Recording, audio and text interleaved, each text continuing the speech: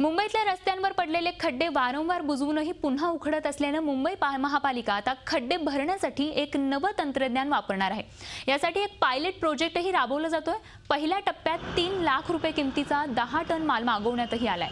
या नव्या तंत्रज्ञानाद्वारे खड्डे भरल्यानंतर 4 महिने ते उखडणार नसल्याचा दावा नागपूरमधील एका कंपनीने केलाय। त्यांच्याकडून साहित्य घेऊनच हे खड्डे भरले जाणार आहेत। हा केवळ पायलट प्रोजेक्ट असून त्याची व्यवहार्यता पाहूनच नंतरची ऑर्डर केली जाणार असल्याची माहिती अतिरिक्त पालिका आयुक्त संजय देशमुख यांनी दिली आहे।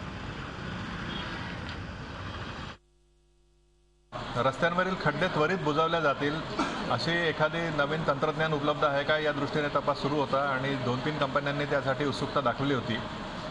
तर त्यापैकी एका कंपनीचा नमुना आम्ही तूर्त वापरून पाहायचा ठरवलेला आहे आणि एका छोट्या प्रमाणामध्ये पायलट प्रोजेक्टवर आम्ही प्रथमतः तो वापरून पाहू आणि त्याचा जर आम्हाला उपयोगिता योग्य वाटली तर अशा प्रकारचं साहित्य वापरण्याचा महानगरपालिकेचा प्रयत्न राहील। झी 24 तास रहा एक पाऊल पुढे।